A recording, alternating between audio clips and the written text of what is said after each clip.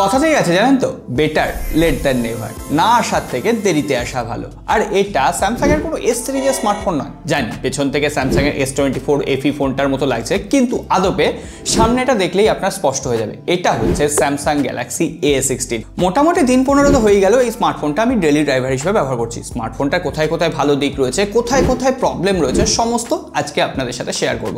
যেমনটা বলছিলাম, স্মার্টফোনটা দেখতে কিন্তু পেছন থেকে সম্পূর্ণ এস সিরিজের স্মার্টফোনের মতো। আপনি যদি এইভাবে পেছন থেকে কাউকে দেখান তাহলে লোকে ভাববে যে একটা প্রিমিয়াম ফ্ল্যাগশিপ লেভেলের এস সিরিজের স্মার্টফোন আপনি ব্যবহার করছেন, কিন্তু যখনই আপনি স্মার্টফোনটা হাতে নেবেন তখনই বুঝতে পারবেন ব্যাক প্যানেলে কিন্তু প্লাস্টিক রয়েছে। আর যে ফ্রেমটা দেওয়া হয়েছে সেটাও অবভিয়াসলি পলিকার্বনেট, তবে ফ্রেমের ডিজাইনটা স্যামসাং কিন্তু এস সিরিজ আর এ সিরিজের মতো করে দিয়েছে। ঠিক ভলিউমের নিচ থেকে একটু ডাউন করে দেওয়া হয়েছে, দেখতে ওভারঅল ভালো লাগছে আর হাতে ধরেও প্রিমিয়াম ফিল হচ্ছে। আর সব থেকে বড় কথা, এটা স্টাডি ফিল দিচ্ছে। 192 বা 93 গ্রামের আশেপাশে ওজন, তবে আপনার হাত যদি ছোট হয় এক হাতে ইউজ করার জন্য একটু কঠিন হবে। তবে হ্যাঁ, আপনি যদি এখনই সাবস্ক্রাইব বাটনটা প্রেস করে ঘন্টিটা প্রেস করে দেন না, এই ধরনের ভিডিওগুলো খুঁজে পেতে আর আপনার একটুও দেরি হবে না। সো এই ধরনের জেনুইন আনবায়াসড রিভিউ সবার আগে আপনাদের কাছে পৌঁছে যাবে। যাই হোক, ডিজাইন নিয়ে কথা বলছিলাম। ফোনটার ব্যাক প্যানেলে কিন্তু ফিঙ্গারপ্রিন্ট যথেষ্ট অ্যাট্রাক্ট করছে, আপনাকে পরিষ্কার রাখতে হবে। আর ফোনটা যথেষ্ট মোটা, কিন্তু তার সত্ত্বেও এখানে 3.5 mm হেডফোন জ্যাক নেই। আর যে সিম কার্ড স্লট রয়েছে সেখানে হাইব্রিড সিম স্লট রয়েছে, অর্থাৎ আপনি চাইলে এখানে মেমোরি কার্ড লাগাতে পারবেন, না হলে দুটো সিম লাগানো যাচ্ছে। যাই হোক, ওভারঅল IP54 এর রেটিং রয়েছে, একদম স্টাডি ফিল দিচ্ছে, এটা অস্বীকার করার জায়গা নেই। আর সাইড প্যানেলে ফিঙ্গারপ্রিন্ট সেন্সর দেওয়া হয়েছে, সেটা যথেষ্ট ফাস্ট এবং অ্যাকুরেট কাজ করছে।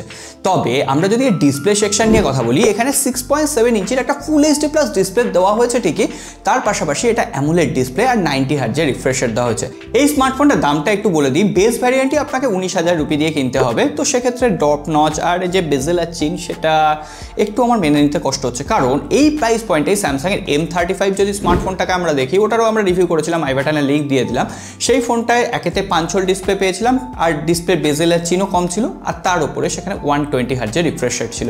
যাই হোক, আমরা ইউটিউবে যখন ভিডিও দেখলাম সেখানে 4K সাপোর্ট নেই, HDR এর সাপোর্ট নেই, আপ টু 1440p পর্যন্ত ভিডিও দেখা যায়। তবে হ্যাঁ, colour quality, colour management, contrast level একদম পারফেক্ট ছিল। স্যামসাং এর ডিসপ্লে নিয়ে তো খুব একটা অভিযোগ করার জায়গা থাকে না। আর এখানে সিঙ্গেল বটম ফায়ারিং স্পিকার দেওয়া হয়েছে, যেটার আউটপুটও ঠিকঠাক লেগেছে, ব্যালেন্স আউটপুট প্রোভাইড করছে। তবে হ্যাঁ, ডিসপ্লের ব্যাপারে দুটো জিনিস জানা যায়নি, এর পিক ব্রাইটনেস কত, তবুও আমি ডাইরেক্ট সানলাইটে ইউজ করে দেখেছি, খুব একটা ইউজ করতে অসুবিধা হয় না। আর ডিসপ্লেতে কি প্রোটেকশন ব্যবহার করা হয়েছে, তবে আমি বলবো সবসময় একটা গ্লাস প্রোটেক্টর ইউজ করাই ভালো। তবে এই সমস্ত তো কোনো ফিচার না, আসল ফিচার এই স্মার্টফোনটার জন্য 6 বছরের অপারেটিং সিস্টেম আপডেট, অর্থাৎ অ্যান্ড্রয়েড 14 লঞ্চ করেছে, আপ টু অ্যান্ড্রয়েড 20 পর্যন্ত আপনি এই স্মার্টফোনে আপডেট পাবেন। কিন্তু সেখানে বেশ কিছু প্রবলেম রয়েছে, সে কথায় পরে আসি। তার আগে বলে দিই, এখানে নক সিকিউরিটি প্রপার সাপোর্ট রয়েছে, সিকিউর ফোল্ডার আপনি ইউজ করতে পারবেন, আর সিকিউর ফোল্ডারের ভেতরে আপনি যে কোনো আপনার ব্যক্তিগত ডেটাকে সেফ রাখতে পারবেন। আর স্যামসাং ওয়ালেটের সাপোর্ট রয়েছে, অর্থাৎ NFC সাপোর্ট রয়েছে। এগুলো তো গেল ভালো দিক। তবে এই 6 বছর ধরে স্মার্টফোনটাকে ইউজ করতে গেলে সব থেকে আগে দরকার ফোনটার পারফরমেন্স। এখানে দাঁড়িয়ে মিডিয়াটেকের ডায়মেনসিটি 6300 চিপসেট দেওয়া হয়েছে।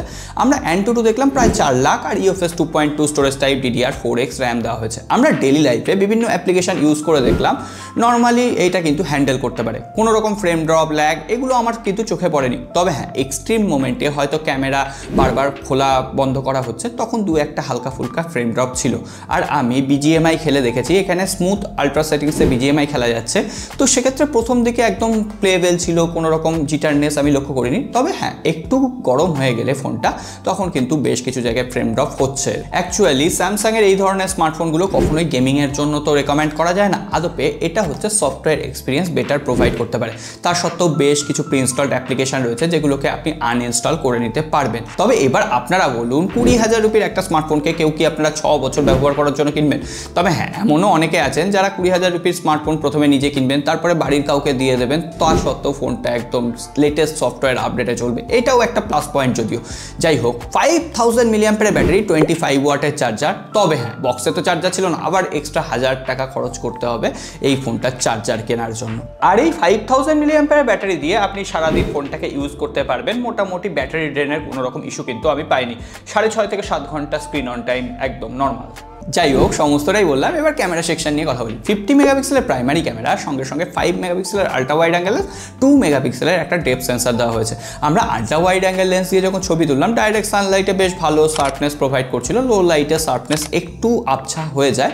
তবে হ্যাঁ, আল্ট্রা ওয়াইড অ্যাঙ্গেল লেন্স ঠিকঠাক কাজ করছে। আর যে প্রপার মেন সেন্সারটা, সেটা কিন্তু ডাইরেক্ট সানলাইটে যথেষ্ট শার্প ছবি তুলছে। এমনকি ছবিগুলো জুম করে দেখলেও মনে হচ্ছে না যে ছবিগুলো ফেটে যাচ্ছে। কালার অ্যালগোরিদম যথেষ্ট অ্যাকুরেট ছিল। ওভারঅল স্যামসাংয়ের যে অ্যালগোরিদমের ছবি, সেই ছবিগুলো আমরা পাচ্ছি। তবে হ্যাঁ, এখানে দুটো জায়গায় আমার প্রবলেম লেগেছে। এখানে কোনো রকম 4K সাপোর্ট নেই, OIS নেই। আমি আবারও M35 এর কথা বলবো, সেখানে 4K 30 fps এর সাপোর্ট রয়েছে, উপরন্তু OIS মানে অপটিক্যাল ইমেজ স্টেবিলাইজেশন রয়েছে। এখানে ভিডিও শ্যুট করার সময় ভিডিওটা সামান্য জার্কিনেস দিচ্ছে যেহেতু OIS নেই। আর এখানে আপনি লেন্স সুইচ করতে পারবেন আল্ট্রা ওয়াইড অ্যাঙ্গেল লেন্স থেকে 1x 2x, তবে হ্যাঁ, সেটা অতটা স্মুথ কিন্তু কাজ করছে না। এটা অনেকটা প্রসেসরের জন্য। আর সেলফি ক্যামেরা দিয়েও 1080p 30 fps এ ভিডিও শ্যুট করা যাচ্ছে। 13 মেগাপিক্সেলের সেলফি ক্যামেরা। আমি বেশ কিছু ছবি তুলেছি, ছবিগুলো আপনাদের সামনে দিয়ে দিলাম। তবে overall contrast level, brightness, colour adjustment একদম পারফেক্টলি ম্যানেজ করতে পারছিল। আর লো লাইটেও এই বাজেটে একটা ঠিকঠাক ছবি প্রোভাইড করতে পারছিল। ক্যামেরা নিয়ে যে খুব একটা আহামরি কিছু, সেটা যেমন নয়, আবার খুব একটা যে কমা ক্যামেরা, সেটাও কিন্তু বলা যাচ্ছে না। এই হচ্ছে আমাদের ওভারঅল স্যামসাংয়ের A16 স্মার্টফোনটা। অ্যাকচুয়ালি এখানে আপনাকে বুঝতে হবে, এ সিরিজের স্মার্টফোন কিন্তু কখনোই value for money centric series নয়। তো সেক্ষেত্রে আপনাকে যদি এই প্রাইস পয়েন্টে সব কিছু পেতে হয়, তাহলে আপনি সেক্ষেত্রে M35 স্মার্টফোনটাকে বেছে নিতে পারেন। স্যামসাংয়ের নিজস্ব আর One UI এর অপটিমাইজেশন সমস্ত কিছু এক। কিন্তু হ্যাঁ, আপনি যদি একটু বেটার বিল্ড কোয়ালিটি চান আর 6 ইয়ার্সের আপডেট চান, তাহলে স্যামসাংয়ের A16 এই বাজেটে রয়েছে। তবে আমি বলবো এক্ষেত্রে স্যামসাং A14 ডিভাইসটা এখন কিন্তু আবার 10,000 রুপিতে পাওয়া যাচ্ছে। ওই ডিভাইসটাও কিন্তু স্যামসাংয়ের বেস্ট 5G ডিভাইসের মধ্যে এখন একটা। তো এবার আপনারা আপনাদের প্রেফারেন্স বুঝে ঠিক করবেন। তবে হ্যাঁ, আপনি সাবস্ক্রাইব বাটনটাকে প্রেফার করে রাখবেন। আর ভিডিওটা এতক্ষণ দেখছেন মানে আপনার ভালো লেগেছে, লাইক করতে কিন্তু বস ভুলবেন না। সকলে ভালো থাকবেন, সুস্থ থাকবেন, দেখা হবে আগামী পর্বে।